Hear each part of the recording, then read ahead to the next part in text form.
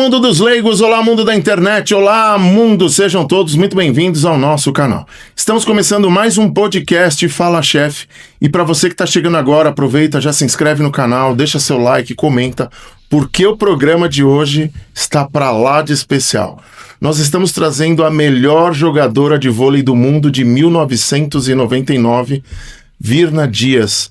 Minha amiga, seja muito bem-vinda, é uma honra ter você aqui conosco. Ô, meu querido, é uma honra também, adorei esse nome, Fala Chef. Eu quero saber por quê. Vou te contar, vamos inverter o podcast. Vou começar a entrevistar ele, eu fiquei curiosa. Então, assim, Fala Chef é assim, quando a gente vai num restaurante ou vai num bar, o campeão, o amigão, e eu sempre falava, ô chefe pra cá, chefe pra lá. Meus amigos foram ali se identificando e eu me ligava, fala chefe, tudo bem? Chefe, você vai lá, e acabou pegando esse nickname e eu acabei adicionando pro nosso programa aqui. Que legal, show. Amiga, a primeira pergunta que a gente faz para todos os convidados é, como tudo começou? Como é que começou o vôlei na sua vida? Bom, o vôlei na minha vida começou em Natal, Rio Grande do Norte, eu sou potiguar. Comecei a fazer esporte na minha escola, brincando de queimada. Queimada. A gente tocava aquela sirene, a gente tinha apenas uma quadra na escola e aquela quadra era super disputada, uma quadra de cimento, e eu era boa na queimada. E aí um belo dia a técnica de vôlei me viu lá brincando, queimando as amigas, me convidou para jogar vôlei. Eu já tinha tentado basquete, handball. Minha mãe me colocou no balé, no jazz, natação, tudo sem imaginar de esporte. Você tem quanto de altura? 1,85. Mas eu sonhava mesmo, era ser uma modelo. E a minha mãe, como foi Miss, ela me colocou em curso de modelo. Mas não para eu virar modelo, para melhorar minha postura. Porque como eu era muito alta, a segunda maior amiga batia-se no meu ombro. E aí começamos brincando na escola, depois fui jogar pelo time da escola, depois pelo time do Rio Grande do Norte. Aí de repente o Rio Grande do Norte subiu de divisão, a gente veio pro Guarujá jogar o Campeonato Brasileiro, jogamos contra o Rio, São Paulo, Minas, que são até hoje, né, as potências, né? Potências de vôlei.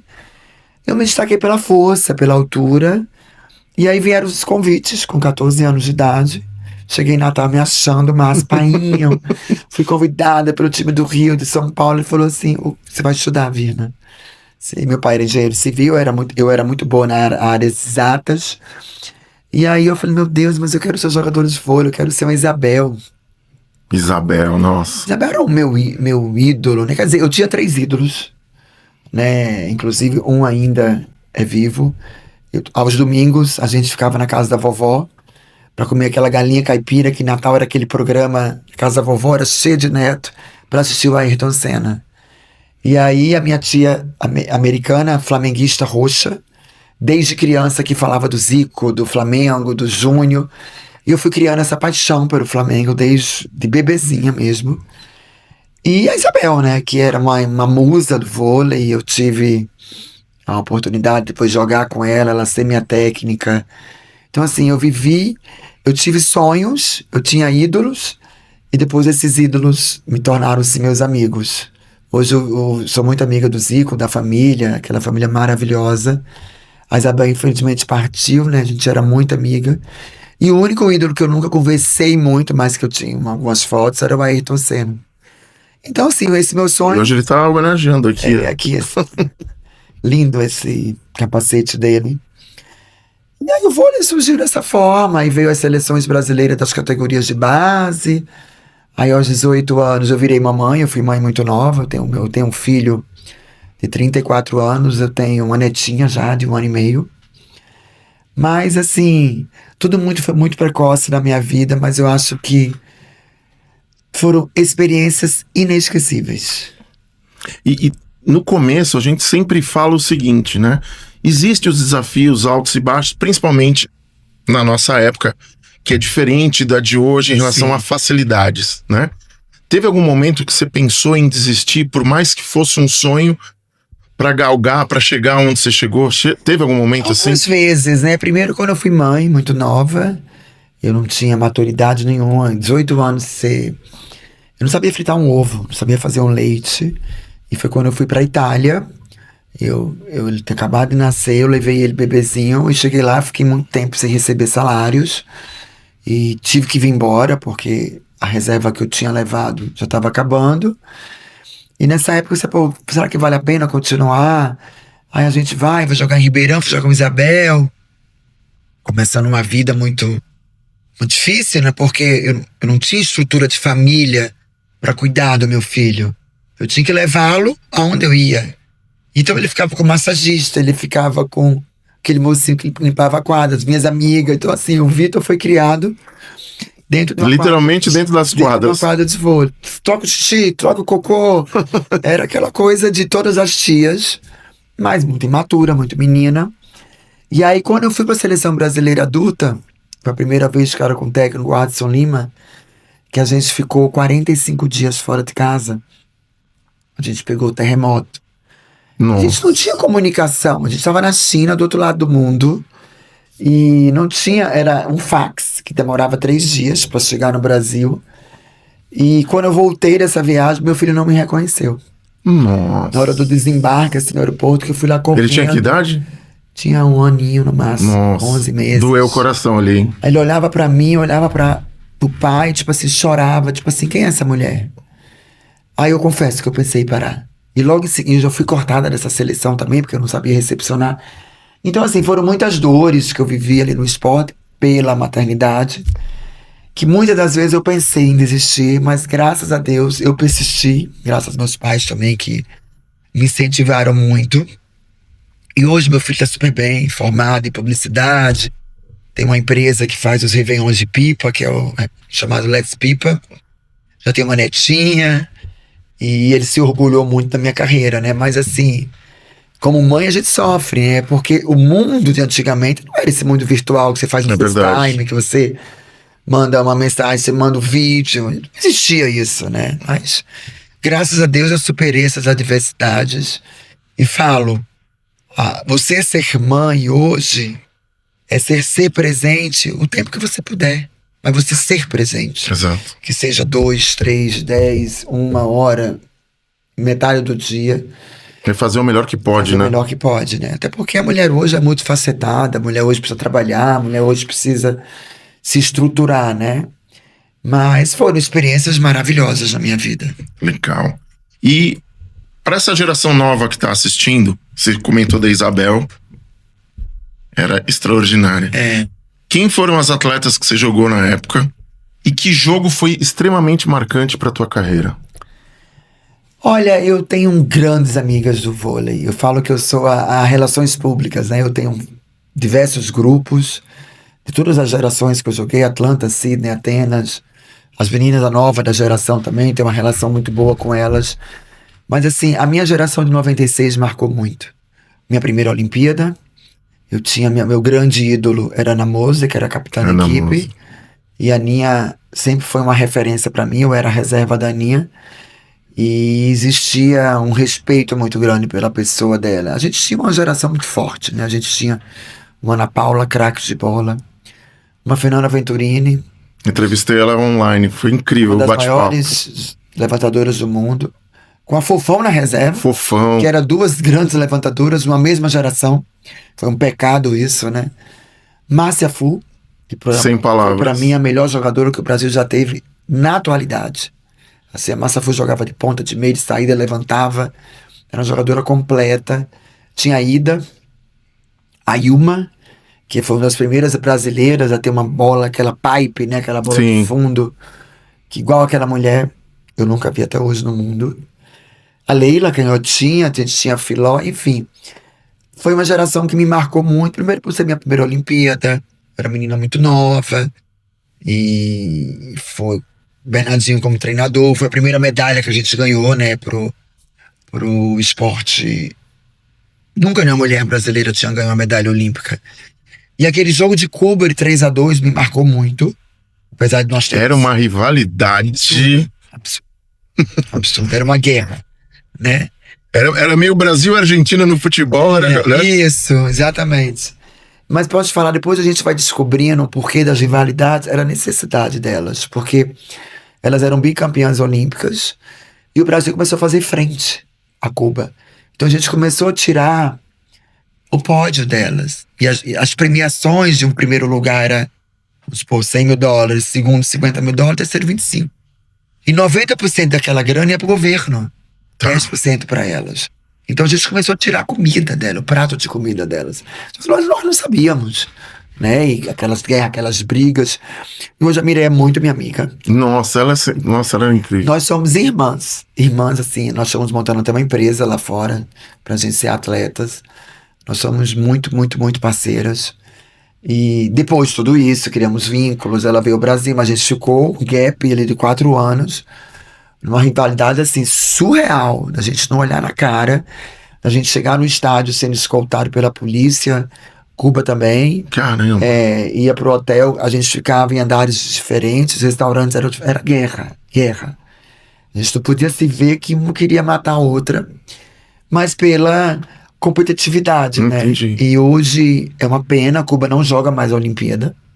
Cuba já tem 4 ciclos olímpicos que não joga. Por quê? Como elas eram tão boas, todos os países queriam contratar Cuba, as jogadoras de Cuba. E como naquela época o vôlei italiano era muito forte, elas foram para a Itália. Entendi. Elas fugiram do país, casaram Tinha um com lado europeus. político complicado, né? E ao mesmo tempo elas tinham adoração pelo presidente Fidel. E elas falavam que se não fosse ele, o esporte do Cuba não seria o que é hoje. E só que tinha uma cultura, né? E elas viram que se morar numa Europa tinha uma qualidade de vida melhor. Elas casaram com os europeus, fugiram do país e não teve essa renovação. Aí você vê agora, Brasil perdeu tanto para Cuba que a gente aprendeu a ganhar delas. E hoje a Federação Cubana, juntamente com a Mireia Luiz, que ela trabalha na Federação Internacional, contratou um técnico brasileiro para revitalizar o vôlei de Cuba, que é o Luiz Omar. Sim. Que é o técnico do Osasco. Então, assim, a gente virou uma referência para elas hoje, que antigamente era o contrário. Então é muito bacana isso, né, nesse lance do esporte, né? Obviamente existem as rivalidades, mas no fundo criam vínculos, né, de amizade, de carinho, de respeito. Enfim, e é muito bacana isso. Eu acho legal que o Serginho faz todo ano, ele reúne, né, tanto do masculino como do feminino. Eu acho isso fantástico, porque grande parte da vida de vocês passaram mais dentro de quadra com as companheiras, né? Sim. No caso do masculino, os companheiros, do que a própria família. Cada um sabe cada detalhe. Sim. E isso é importante, você ter esse vínculo. E assim, qual foi a pessoa fundamental que te deu a estrutura, te deu a base para você dizer, vou chegar aonde eu cheguei? Quem foi essa pessoa? Eu tenho ou as pessoas, 4 né? gratidões, 4 pessoas assim que foram muito importantes. Primeiro, meu treinador de Natal, o Breno. O Breno é um apaixonado por voleibol. E ele me incentivou muito. Ele me levou para o Rio de Janeiro quando eu tinha 14 anos para fazer um estágio na Bradesco. Aí depois o Marco Aurélio Mota, que foi o treinador que eu tive por muitos anos, foi a Natal, começou com meus pais para me trazer para o Rio de Janeiro. E aí eu tive 2 técnicos que me lapidaram, que foi o Bernardo. O Bernardo, eu era uma promessa quando ele assumiu a seleção brasileira e eu me tornei uma jogadora. Foi depois da Olimpíada de 96, eu não sabia recepcionar. Eu tinha sido cortada numa seleção brasileira adulta. Foi nessa seleção que eu falei que meu filho não me reconheceu. E eu fiquei 4 anos esperando a oportunidade, porque eu não sabia recepcionar. E o Bernardo foi um cara que acreditou em mim. Em 5 meses eu ganhei a melhor recepção do mundo. É surreal, né? É muito louco, assim. A gente viu quando o líder, né, acredita em você. Ele falava assim, você vai aprender. Eu falei, eu tenho medo. E não existe a palavra medo. Existe a palavra trabalho. Você vai treinar, você vai repetir, você vai aprender. Em 5 meses eu ganhei a melhor recepção do mundo. Ele falou, como que você não sabia? Lógico que você sabia. Você tinha um bloqueio. Você precisava só treinar, ferir o movimento. E no mundo corporativo é igual, né? Às vezes as pessoas têm uma oportunidade de subir de cargo, mas acredita que não é capaz e fica ali naquele mundinho. Que é o medo que paralisa ali, né? Exatamente. E aí depois eu tive um outro treinador, que aí foi outro ciclo olímpico, que foi com o Zé Roberto Guimarães, que eu falo que ele me lapidou, né? O Bernardo me fez, o Zé me lapidou. Então, assim, eu tenho muita gratidão. A gente tem que sempre agradecer. O Zé Roberto ainda tá em Barueri? Tá, no projeto dele? o projeto, ele não é mais técnico, mas ele supervisiona tudo. Hoje ele é técnico da seleção feminina e o Bernardo é Sim. masculino, eles trocaram, né? Mas a gente é cercada de dois grandes profissionais. O Roberto está desde 1992 em seleção brasileira.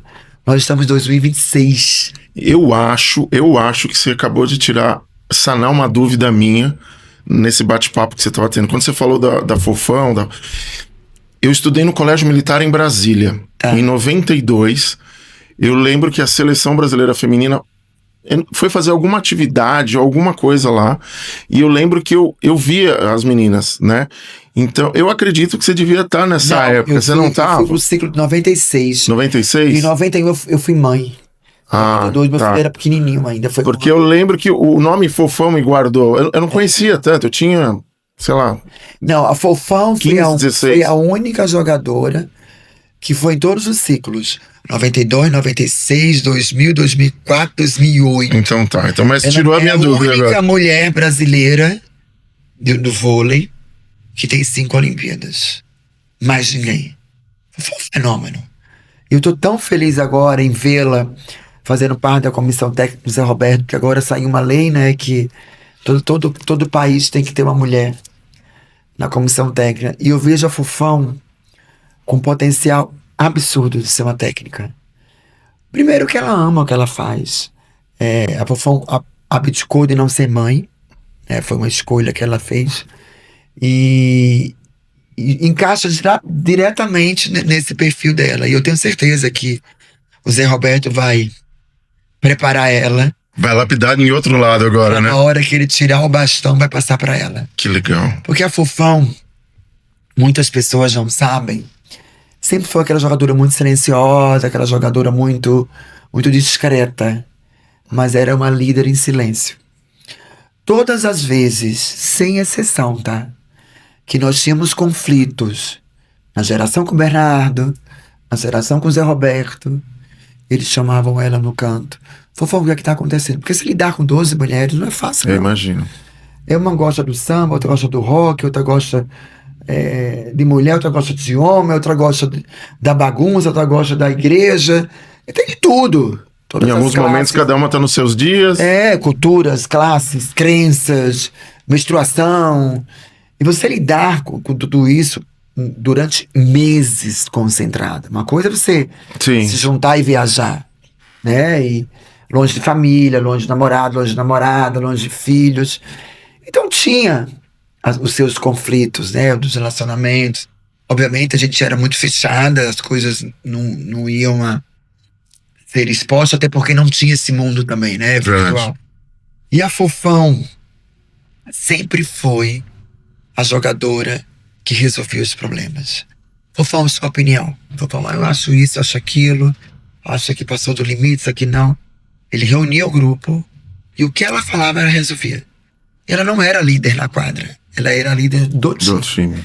Então, assim, é uma pessoa altamente respeitada no meio do vôlei, amada por todas, e aquele jeitinho dela, quietinha, né? E eu amava, porque a Fofão era uma que gostava de samba, então nos nossos dias de folgas, eu me juntava com ela nessas rodinhas de samba, né? Que até hoje eu sou apaixonado em samba. Então a gente tinha aqueles nichos, mas que eu tenho muita gratidão por ela e eu torço muito pelo sucesso dela. Muito mesmo, de paixão. Perfeito. É uma pessoa bem incrível. A Leila também tá fazendo um trabalho bacana, né? Eu chamo ela de Bambi, né? A Leila. Inclusive, essa semana que passou, né? Eu fui a Brasília, porque o Comitê Olímpico Brasileiro completou 112 anos. E a Leila fez uma plenária para homenagear o Comitê Olímpico. Então tinha vários ex-atletas olímpicos, tinha políticos que apoiam o esporte brasileiro, tinha atletas, enfim, dirigentes de todas as confederações. E aí o presidente Laporta, o presidente do COB, juntamente com o Emanuel, que é o diretor, que é o marido da Leila, falou: Venoca, você vai ali no plenário falar. Eu falei: meu Deus, eu tô aqui onde os políticos todos falam, né? E aí eu peguei, eles me deram uma fala, eu olhei e falei, essa fala não é minha. Eu tenho que falar com o meu coração. Eu falei, presidente, você me permite, né, eu falar com o meu coração? E eu comecei o discurso assim, né, completamente fora do protocolo. E eu falei, primeiramente agradecer ao Manuel, né, e ao presidente, que eu tava ali, e a minha irmã Leila, porque o que a gente viveu em seleção brasileira, a gente é irmã.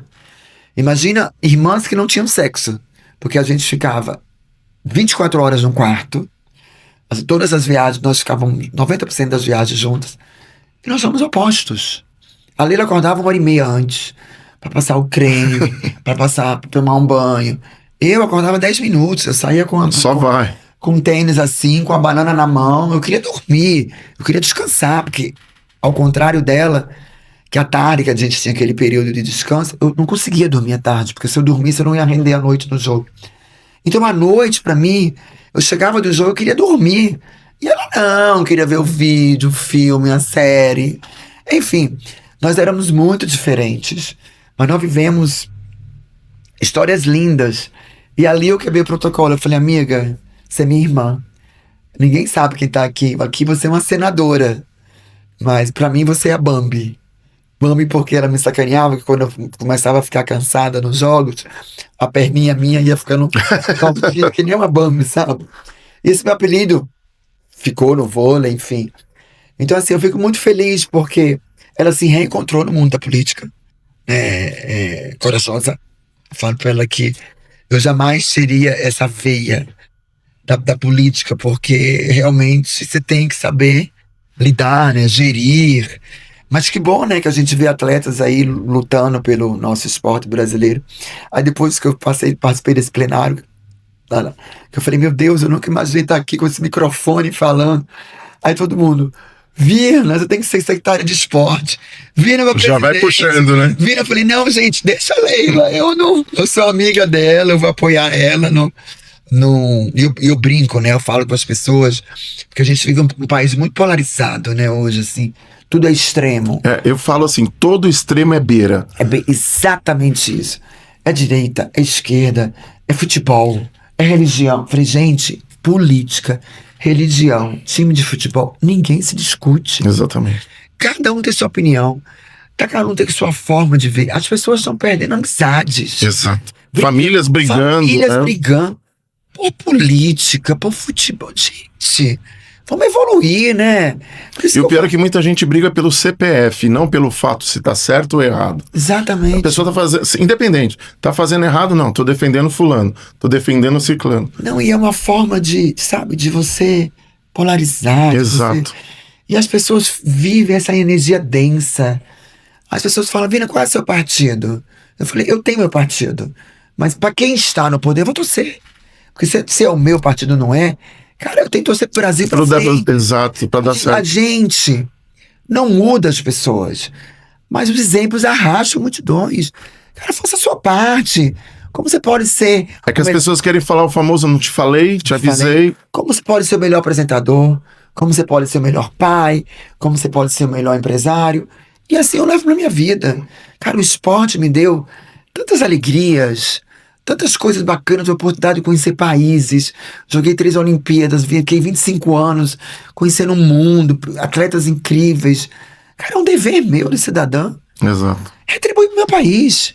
E da minha forma. Perfeito. E como você pode contribuir? Sabe, eu acho que a gente tem que quebrar um pouco essas máscaras de redes sociais. As pessoas vivem, acordam numa primeira classe, numa champanhe. Gente, tem gente passando fome. Exatamente. Você pode ir de primeira classe, se sua condição social permitir, show. Mas não ostente. Vai ajudar famílias que estão desempregadas. Tem pessoas passando fome, tem pessoas desempregadas, e gente bacanas, tá? Esse dia eu tava no Rio de Janeiro, eu peguei um Uber, era um advogado que tinha um escritório. E hoje dirige Uber, que ele perdeu todos os clientes dele na pandemia. E assim, o cara se reinventando, o cara trabalhando, o cara ali ralando. E é isso, esse amor que a gente tem que ter, sabe? As pessoas muito apontando, julgando. Exato. Por isso que eu gosto do esporte.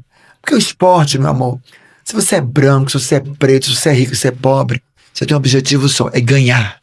Representar o seu time, representar a sua nação. E não tem mais isso. A Liga Nacional que você veste a camisa, não importa a sua classe social, você tem que ganhar. E isso eu aprendi no meu esporte.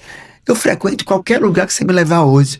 Vina, vamos no boteco tomar uma cerveja, uma lapada de pinga, eu tô lá. Isso é legal. Vamos no restaurante 5 estrelas tomar uma champanhe, tô lá. E eu trato todo mundo igual. Porque eu sou nordestina. E é a identidade, é o ser humilde. As pessoas confundem humilde com pobrezinho. Não tem nada a ver. E isso é legal. E eu vou te falar de coração. Já tive em contato com vários, a gente comentou no bastidor, com vários atletas do vôlei, enfim, campeões olímpicos. E o contato que eu tive contigo, desde o primeiro momento que você me atendeu pelo Zap, você foi super educada, explicando, olha, minha agenda é isso aqui. A gente tá negociando desde o final do ano passado. Pois tava uma correria, mas uma o hora que acontece? Sempre você justificava, hoje eu não posso por isso, a gente pode transferir, a outra vez você teve um probleminha ali, mas... E hoje você tá aqui. O que eu sempre falo assim, quando é para acontecer, tem que acontecer, mas com a humildade e simplicidade de ambos os lados, e o resultado ele acontece. Pois é, porque a vida de atleta é uma vida passageira. Exato. Eu falo assim, que o esporte é uma arte que não engana. Ou você faz, ou você faz. Não tem replay. Você não repete seu pênalti, você não repete a cortada, você não repete a cesta.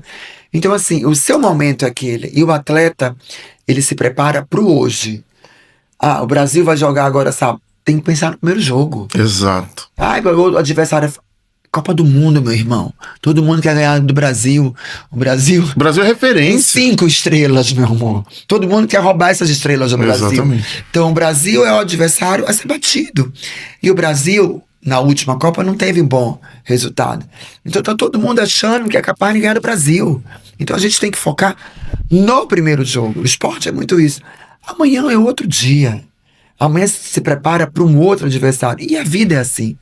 Você ganhando ou perdendo hoje, você tem que ter pouco tempo de se reinventar, de refazer, porque vem o seu concorrente, vem o seu amigo, te engole. Exato. Então a gente tem que ter essa sabedoria. E eu falo, eu tenho um problema hoje.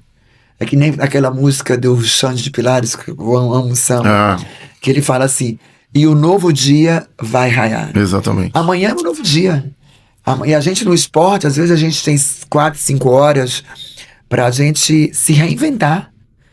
Porque você joga às vezes hoje com Cuba, amanhã é Rússia. É um outro jogo, é um outro esquema. Muda totalmente. Você tem que estar fisicamente, mentalmente, preparada para enfrentar um novo desafio. E a vida tá assim. A gente não pode ficar lamentando, parar de julgar, parar de apontar. Vamos pra frente, né? Vamos. Perfeito. E amiga, baseado nesse assunto que a gente falou agora, sábado começa a Copa do Mundo. Não sei se é uma percepção só minha, você que viveu em grandes momentos esportivos. Eu sinto que o brasileiro, ele tá um pouco afastado, eu não vejo ruas pintadas, eu não vejo bandeirinha, eu não vejo... outro dia eu vi que não tinha mais aquelas tabelas que as empresas entregavam. E no vôlei eu tenho percebido, principalmente, eu acompanhei muito o masculino, que assim, o vôlei foi mal acostumado, a gente ganhava tudo. E hoje em dia tá com certos desafios.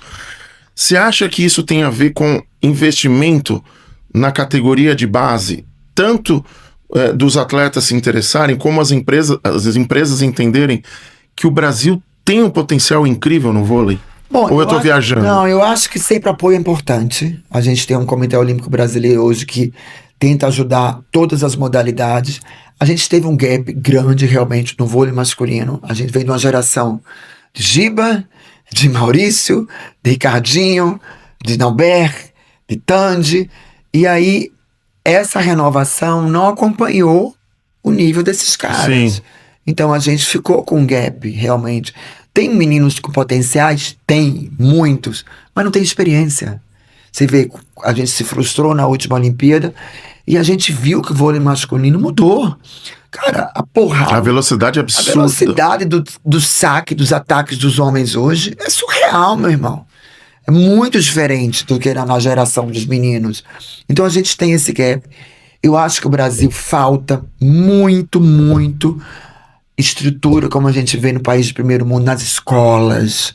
A gente tem um incentivo. Eu brigo muito com meus filhos, né? Meus filhos estudam numa escola maravilhosa, lá em Valinhos. Mas assim, a carga horária é absurda. As crianças saem da escola 3 da tarde. Que horas vai fazer um esporte? Exatamente. Eles acordam 5h30 da manhã. Eles estão exaustos. Eu acho que o esporte tinha que fazer parte de uma matéria da Também escola. acho. Para aqueles jovens ter esse incentivo, né?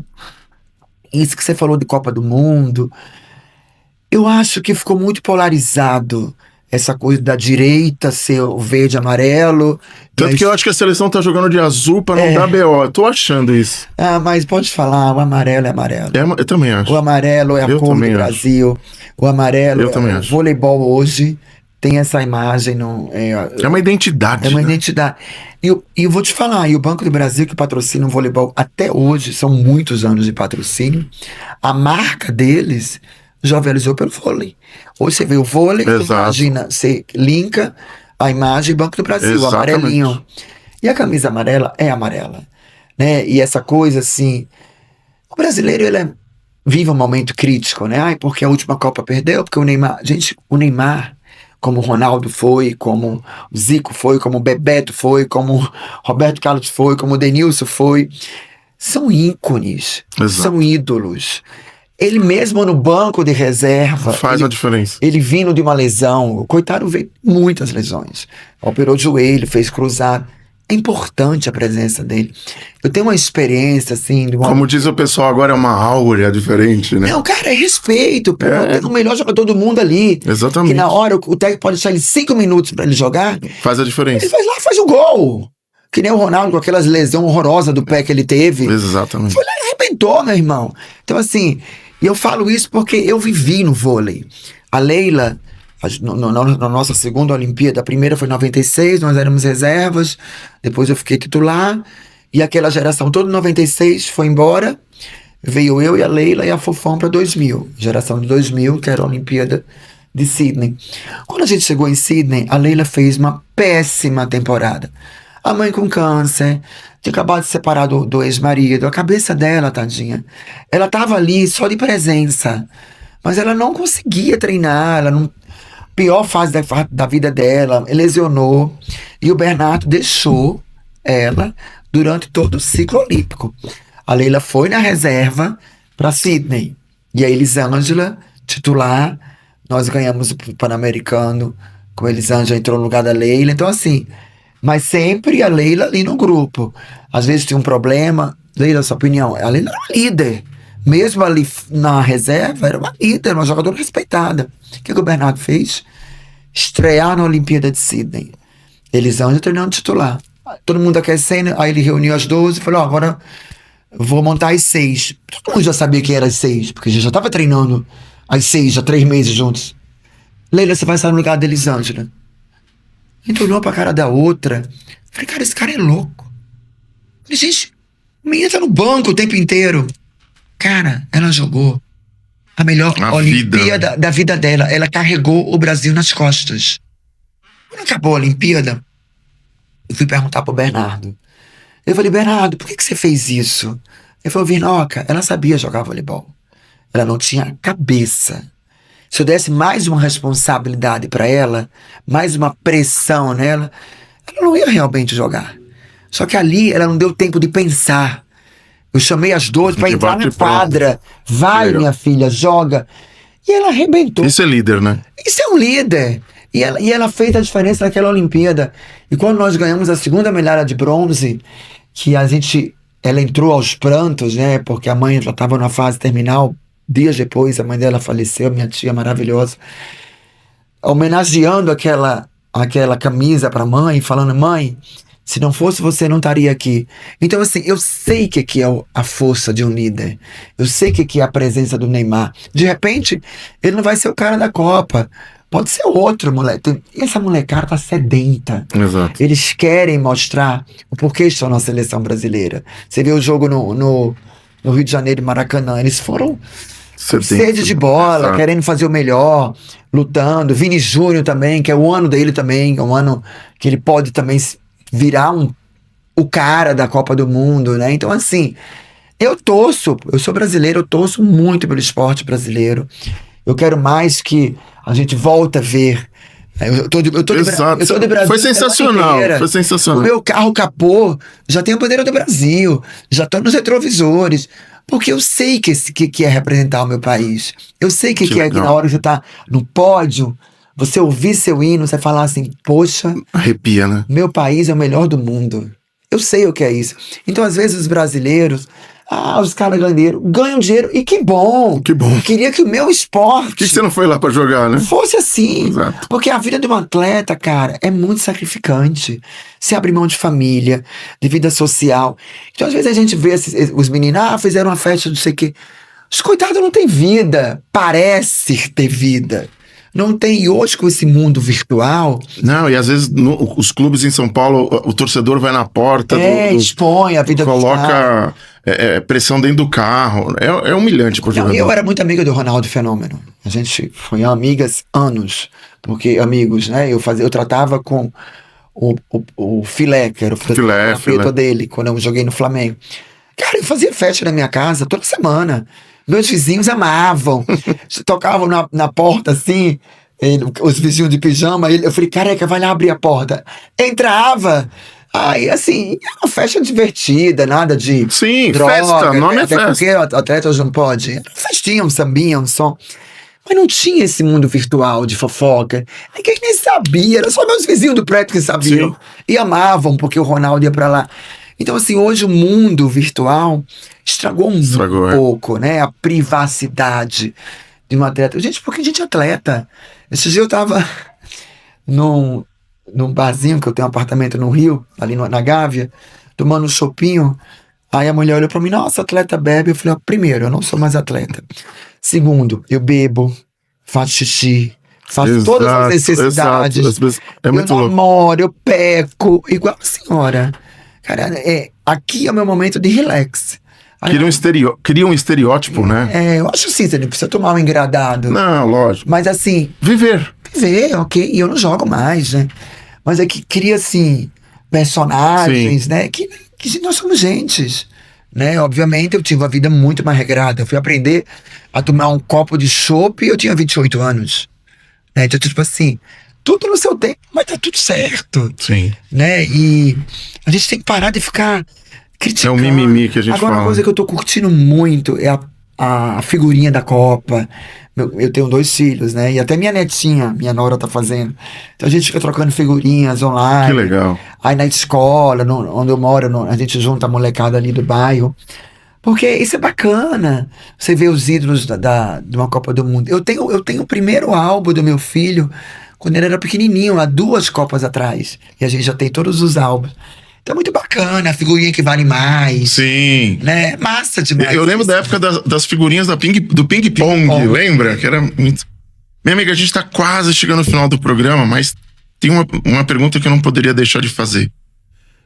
Você tava falando de jogadores melhores do mundo. E você foi. Qual é a sensação de receber esse prêmio e tá na final de uma Olimpíada? Qual é a sensação que isso passa pra ti, olhando tudo pra trás? Assim, quando acontece, você não acredita, né? Até porque o vôlei é um esporte muito coletivo. Você não ganha melhor do mundo sozinho. Sim. Porque pra você ser a melhor do mundo, você tem que ter uma recepção perfeita e uma levantadora perfeita pra levantar a sua bola perfeita. E eu falo assim que se eu ganhei esses 2 prêmios, né, que foi 2 anos seguidos, foi graças a Fernanda e Fofão. Porque elas já sabiam aquela minha bolinha chutadinha ali na ponta e eu só pegava a mãozinha das gringas, né? Porque eu nunca saltei muito. Eu tinha um braço muito forte, meu ataque era muito potente. E aí eu tinha que ter bloqueio pra jogar contra mim. Se eu não tivesse bloqueio... Se tivesse, já... Então eu mirava o teto, mirava a mãozinha. Eu gostava de brincar, mas assim... Eu não ganhei só, as minhas companheiras ganharam, assim. E eu falo que na época, aqueles prêmios, eu fiz questão de dividir porque é um time coletivo, né? Aí a minha filha às vezes fala, mamãe, mas você foi? Eu falei, querida, mamãe foi. Mamãe não é mais. Mamãe hoje é uma mãe jogadora. Eu falei, mamãe, você é muito humilde. Eu falei, não é que é humilde, são passagens da vida, né? Foram legados, existe um respeito, que nem hoje. Você vai no Museu do Flamengo, tem uma foto minha, tem um troféu meu, tem uma medalha, né? Tudo, uma camisa minha. Foi uma história maravilhosa que eu vivi ali no Flamengo, mas tá ali o registro e tá tudo certo. E eu quero ser hoje a melhor amiga, quero ser a melhor mãe, quero ser a melhor companheira. Eu sempre tenho essa saciedade. Eu sou virginiana, né? O perfeccionismo ao extremo. Ao extremo, né? Então, assim, eu nunca tô contente com pouco. Eu sempre quero mais, mais, mais. Eu acho que é por isso que eu tenho essa sede, essa ansiedade de viver, sabe? E hoje você tá fazendo o que especificamente? Hoje, o que é a minha maior função? Hoje eu faço palestrantes motivacionais. Legal. Eu faço palestras nas empresas. Falo um pouco do mundo corporativo, com o mundo esportivo. Sempre motivando, sempre num lado, levando as pessoas para um lado da resiliência, da reinvenção. E eu adoro isso. Trabalho no Comitê Olímpico Brasileiro. Eu sou embaixadora do COB. E são relações públicas. Legal. Então, assim, quando tem os eventos do Comitê Olímpico, eu sou responsável por fazer a lista de convidados, de não convidar só atletas olímpicos, convidar empresários, amantes do esporte, cantores, atores, youtubers, porque eu falo que o esporte transforma vidas, né? E quanto mais a gente unir a música, o esporte, a arte, a gente está transformando o nosso país. Perfeito. Minha amiga, antes de deixar as considerações finais, eu queria pedir um favorzão pra ti. Essa bola aqui, ela tem Tô vendo muitos nomes de feras, hein? Eu tenho um carinho muito especial por ela. Só tem campeão olímpico, só tem pessoas relacionadas ao vôlei. E eu não poderia deixar de não pedir pra você poder assinar Lógico. mais uma bola, ter mais uma assinatura nessa bola. Por gentileza, vai ser uma honra ter você nesse processo gigantesco que a gente vai fazendo com o vôlei.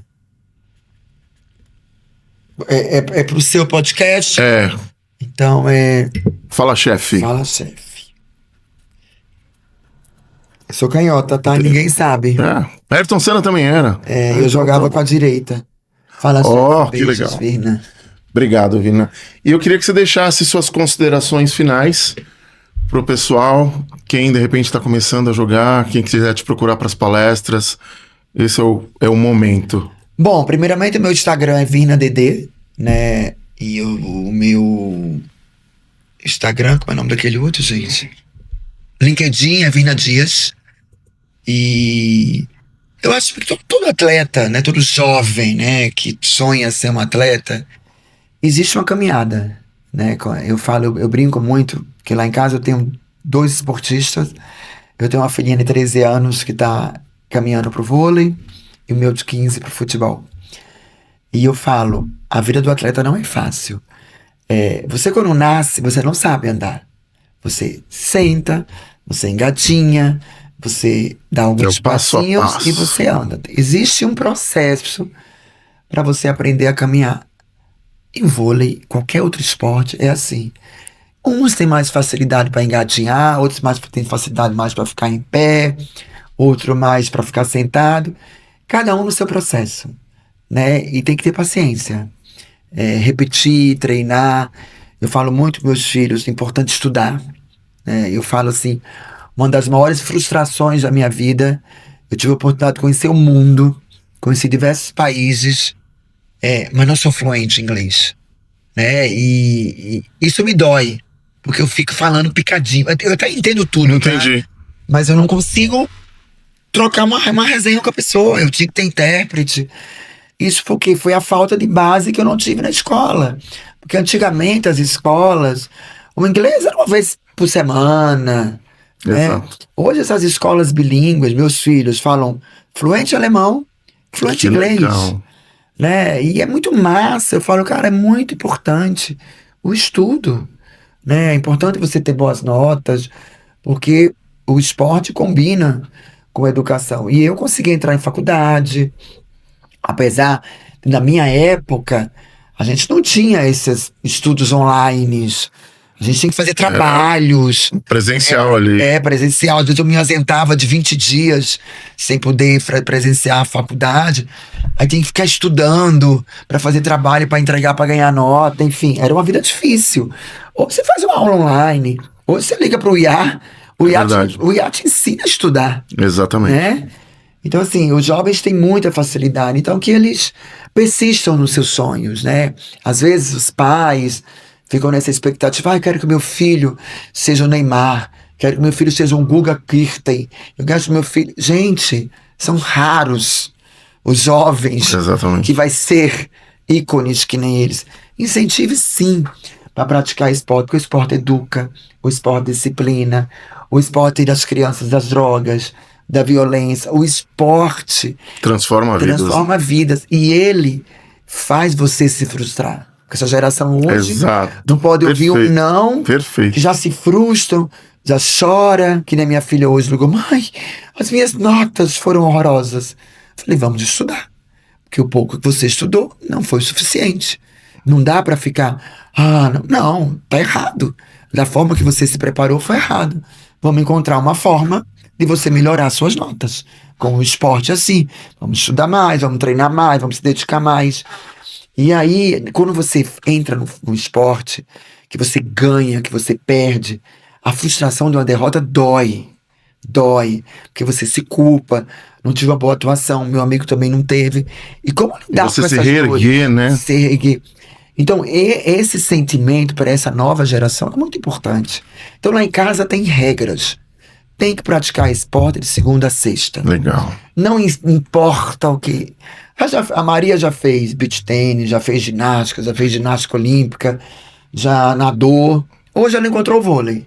Chegou. Porque eu acho que os 13 anos e diante, eles já começam a encontrar o que eles gostam. O meu Pedro fez judô, fez futebol, fez tênis, fez basquete. Hoje ele ama o futebol.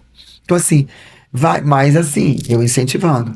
Mamãe, eu estou com dor de cabeça. Tá com dor de cabeça? Você vai lá no treino. Boa. Ajudar. Catar bola pros seus amigos. Por quê? Porque você tá em casa, fica no game.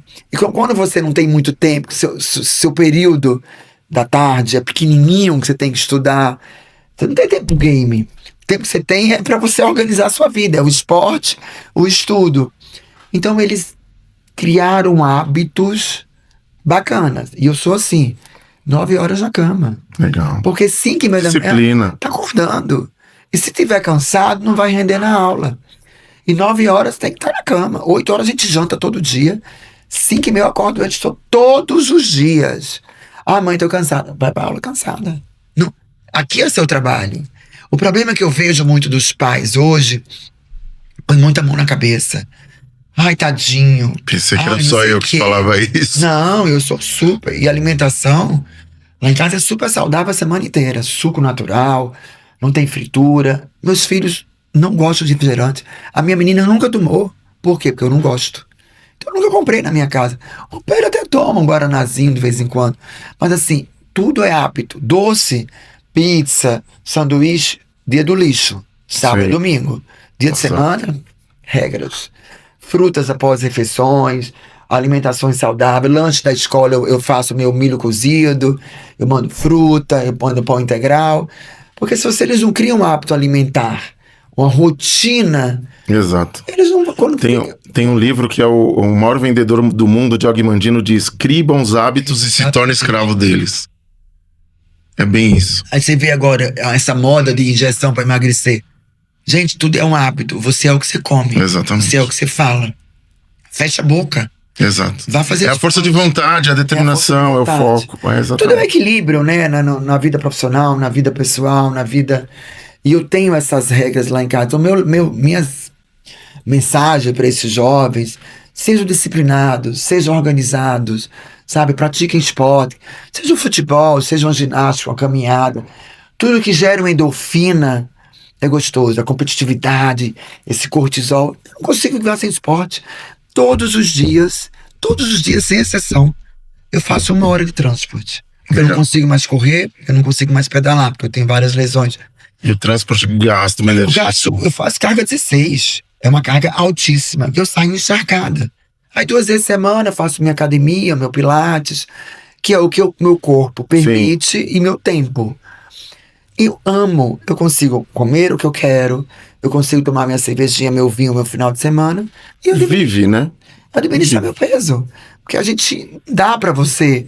Você tem que contrabalancear a balança. Ai, vindo acordar cedo é bom. É uma delícia. Eu acordo escuro todo dia. Depois também 9 horas da noite. Tô eu pra lá que vai dar. Mas é uma rotina que me faz muito bem. Então, pra mim, dá certo. Não quer dizer que pra você às vezes não dá. Sim. Mas se a gente conseguir viver saudavelmente, é muito legal. Perfeito. Amiga, gratidão é a palavra, de verdade, foi uma honra te receber aqui. A sua humildade é algo que transpassa as informações que a gente precisa. Queria agradecer a tua assessoria também, que deu um grande suporte. Gratidão, meu amigo. E a gente vai... Obrigada, meu querido. Sucesso, que esse seu programa arrebente. E se precisar dos atletas, eu estou aqui. Com certeza. Já que é a rainha do network, eu vou precisar de ajuda. O que você precisar, eu vou te ajudar. Perfeito. Deus te abençoe. Amém. Beijos do meu tamanho, galera, bem grandão. E vamos, Brasil! E a gente vai encerrando mais um podcast Fala Chef. E para você que ficou até aqui, eu falei que ia ser especial.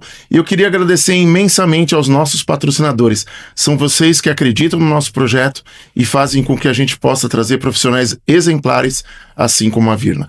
E a gente vai encerrando com aquela velha frase que sempre toca o meu coração do método Kaizen. Hoje é melhor do que ontem, amanhã melhor do que hoje. Até o próximo programa. Amiga, obrigado. Legal, né?